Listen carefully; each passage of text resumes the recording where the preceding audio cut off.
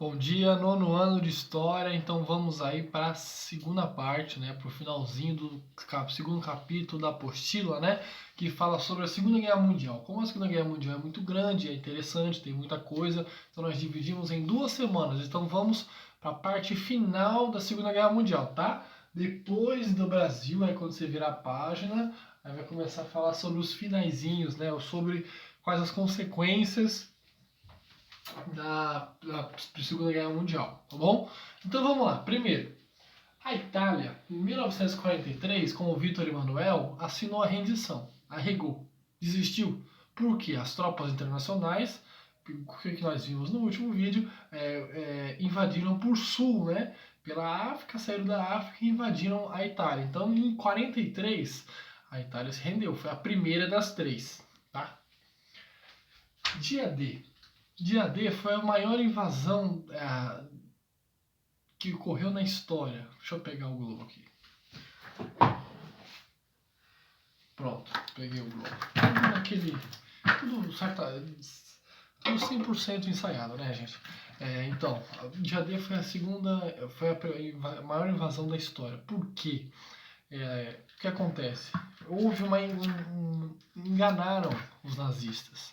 Você vê aqui nós temos a Inglaterra, né? A Ilha da Inglaterra. A Ilha da Inglaterra era a principal base para as tropas internacionais do leste. Por quê? Lá no oeste nós tínhamos a Rússia atacando a Alemanha. Vamos supor aqui, temos... Cadê a Alemanha? A Alemanha aqui. Temos a Alemanha, achei a Alemanha. Temos a Alemanha aqui. Por baixo, quem ataca pela África são as tropas internacionais. Pelo leste é os Estados Unidos e pelo oeste é a União Soviética, tá? A União Soviética consegue atacar por terra, porque você tem a ligação terrestre entre a Rússia e a Alemanha. Só que os Estados Unidos tem um oceano separando, não é? Então, eles levam todas as suas tropas para a Inglaterra, que é o único país da região ocidental que não foi dominada pelos nazistas. Então, a Inglaterra era a base de operações americana na Segunda Guerra Mundial, tá? Além da Ásia, estamos falando da Europa aqui. Então, o que acontece? Só que para tirar as tropas da Inglaterra e levar para o continente, tem que ser uma operação muito bem feita, né? Para os nazistas não ficarem lá esperando e quando chegar começa a destruir tudo, porta-avião, tanque de guerra, as tropas, né, os mantimentos. Então o que acontece? O dia D foi essa transição da Inglaterra para a França, que é o país vizinho. Abram aí no computador, vocês vão ver o mapa da Europa mais facilzinho. O vizinho da Inglaterra, não sei se dá para ver, o vizinho da Inglaterra aqui vai ser a França. Então, de alguma maneira, os americanos tinham que fazer essa transição bem sucedida. Então eles enviaram uma mensagem errada, tipo, as tropas vão desembarcar aqui, nessa cidade. E desembarcaram 300 quilômetros de distância, que é a Normandia. Então o dia D foi o desembarque, a maior operação militar da história até hoje, porque todo o exército americano saiu da Inglaterra e conseguiu atracar no continente europeu efetivamente, através da França. Então saiu da Inglaterra e foi para a França. Foi esse deslocamento de milhares de homens, milhares de armas, tanques de guerra, aviões. Foi o começo da vitória. Então Hitler mandou todas as tropas para esse ponto A. Só que as tropas desembarcaram nesse ponto B a 300 quilômetros da Normandia e conseguiram se organizar, conseguiram organizar os mantimentos, o exército, a estrutura, e aí começaram a pressionar o Hitler, as tropas nazistas, que já estavam enfraquecidas por causa da volta da Rússia, e aí começa efetivamente o final da Segunda Guerra Mundial, a derrota nazista. Tá? Então o dia D é importante porque foi a maior operação e conseguiu reverter o jogo. A Europa dominada pelos nazistas começa a ser recuperada. Tá? Hitler, né? Essa história todo mundo sabe. Né? Todo mundo sabe essa história. Então o que acontece? De um lado os americanos, do outro os soviéticos, por baixo as tropas internacionais. Uma hora eles chegaram na Alemanha. E depois de chegar na Alemanha, uma hora eles chegaram em Berlim. né? E quando eles começam a entrar em Berlim, então não tem mais o que fazer, né? Começa a pensar no armistício, já estamos destruídos, já perdemos a guerra, não tem mais jeito, o povo pedindo para acabar com a guerra. E aí, né, a história conta, né, que ele foi para um bunker, né, e se matou, né, e se suicidou, e, e assim acabou a Segunda Guerra Mundial, né. Existem outras lendas aí, que depois ele foi para a Argentina, que ele fugiu, que não sei o quê, mas a história tradicional fala que ele se matou e acabou a Segunda Guerra. Então o final do Hitler, todo mundo sabe, se matou. Japão. A Alemanha perdeu, a Itália desistiu. Faltava o Japão, o terceiro, a guerra no Pacífico. O Japão era mais difícil porque o Japão tinha os kamikazes, né? Então, os Estados Unidos, que efetivamente fez a guerra no Pacífico, ele começou a ganhar a guerra. E uma hora ele ia chegar em Tóquio, né?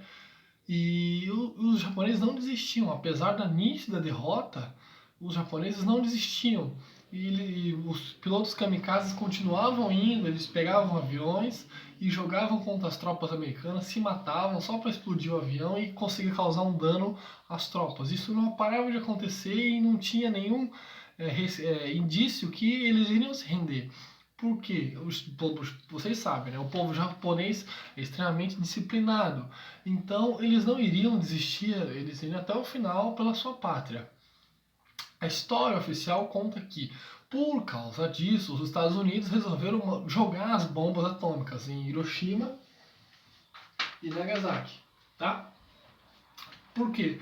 Matou 100 mil pessoas em Hiroshima, 100 mil pessoas em Nagasaki, 200 mil. A história americana conta que matou menos gente do que seria uma invasão por terra. Como assim? Ah, vamos supor, Japão. Japão tá inteiro aqui. Vou pegar aqui. Não é, né? Vamos supor. O Japão é isso aqui. Ah, vai. Ah, dá pra fazer aqui, eu acho. Japão é isso aqui. É real. Tóquio tá aqui.